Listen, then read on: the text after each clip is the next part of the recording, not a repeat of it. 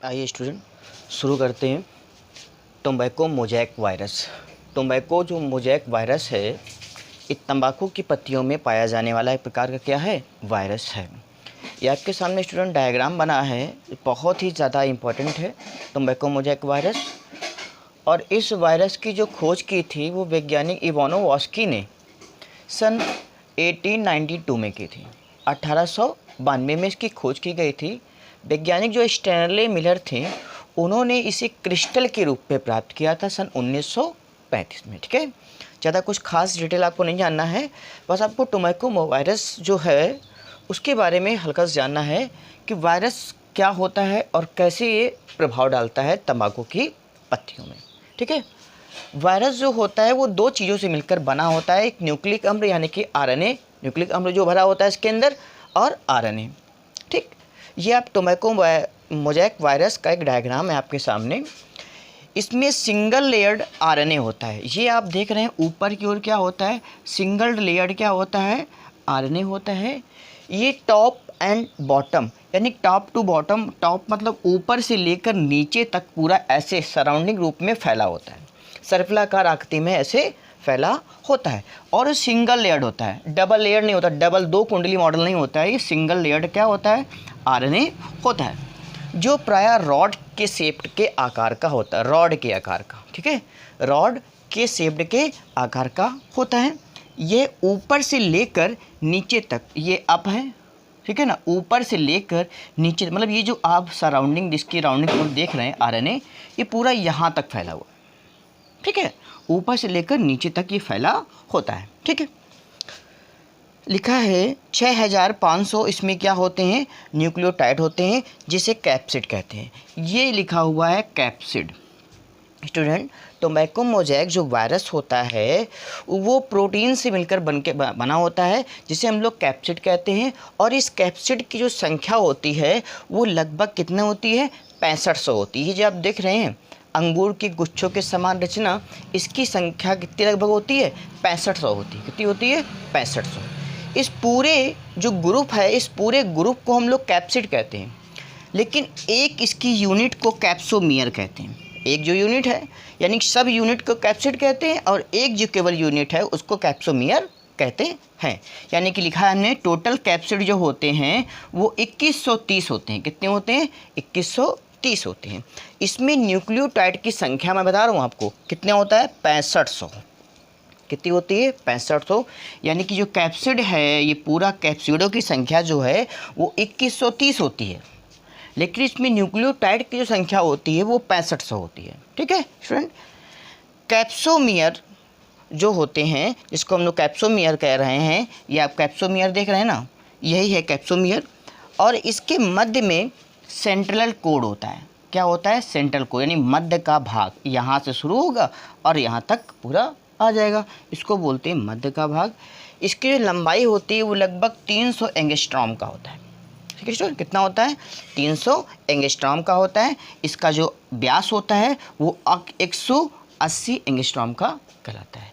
ये प्रायः वायरस क्या करता है, तंबाकू की पत्तियों को संक्रमित करता है, इन्फेक्टेड कर देता है, जिससे उनकी पत्तियों पर धब्बे बन जाते हैं और चितकबरा धब्बा दिखाई देता है। ठीक है स्टूडेंट, इतना ही डिटेल आपको इसके बारे में जाना। देखिए स्टूडेंट, अब आपके सामने मैं वो टॉपिक पढ़ाने जा रहा हूँ जो बहुत ही ज़्यादा इम्पॉर्टेंट है, बहुत ही ज़्यादा एनसीईआरटी का।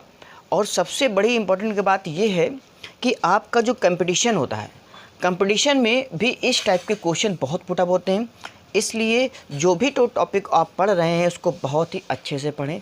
आपके सामने मनुष्य में जो वायरस हैं वो कैसे इन्फेक्ट क्या करता है, बॉडी का अंग कौन सा करता है, और कैसे शरीर में पहुंचता है, और कौन सा रोग उत्पन्न करता है, उसके बारे में एक मैंने चार्ट बनाया है, उसको आपको समझना है। सबसे पहला जो है वो सामान्य रूप से जो सर्दी हो जाती है, जुकाम, सर्दी जुकाम होता है, वो राइनो वायरस से होता है। ये प्रायः क्या करता है, मनुष्य के श्वसन मार्ग, श्वसन यानी नोजल वाले पार्ट्स को क्या करता है, संक्रमित करता है। ठीक है, इन्फ्लुएंजा एक प्रकार का रोग है जो प्रायः मानव में विषाणुओं के द्वारा फैलता है। इसका नाम है आर्थोमिक्सो वायरस। ये आपको याद रखना है, आर्थोमिक्सो वायरस जो होता है ये भी श्वसन सांस लेने में दिक्कत करता है, श्वसन मार्ग को भी क्या करता है, प्रभावित करता है। यानी श्वसन रेस्पायरेशन जो हमारी नोजल वाली पार्ट्स हैं उसको क्या करता है, इन्फेक्टेड कर देता है। रूबेला एक प्रकार का वायरस है जो रूबेला नामक वायरस से फैलता है। ये भी वायरस क्या करता है, श्वसन मार्ग को और आँख को और गर्दन को इन्फेक्ट करता है। ठीक है।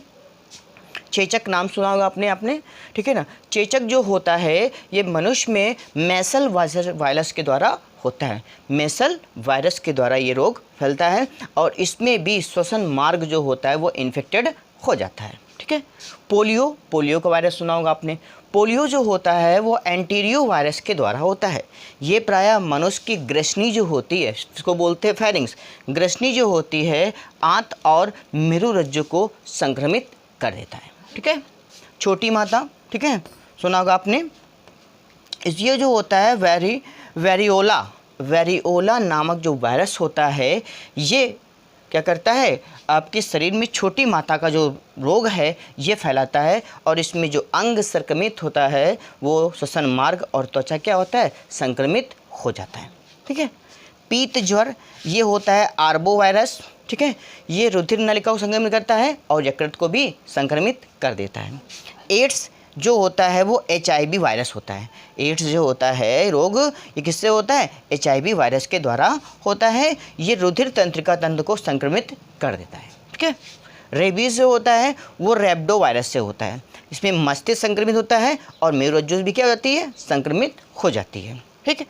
बड़ी माता भी एक प्रकार का क्या है, वायरस से संबंधित रोग है जो होता है वेरिसेला नामक वायरस से होता है। इसमें त्वचा का जो अंग होता है, त्वचा व रुधिर इन्फेक्टेड हो जाता है। स्टूडेंट, इतना समझाने के बाद अब एक बात ध्यान रखिए, क्या है कि आपको ये पूरा टॉपिक समझना है और इसके बाद हम आपको एक एक वायरस के बारे में समझाएंगे, क्योंकि ये आपका NCERT क्वेश्चंस हैं, ये आपका कंपटीशन ग्रुप में भी बहुत ज़्यादा पूछा जाता है।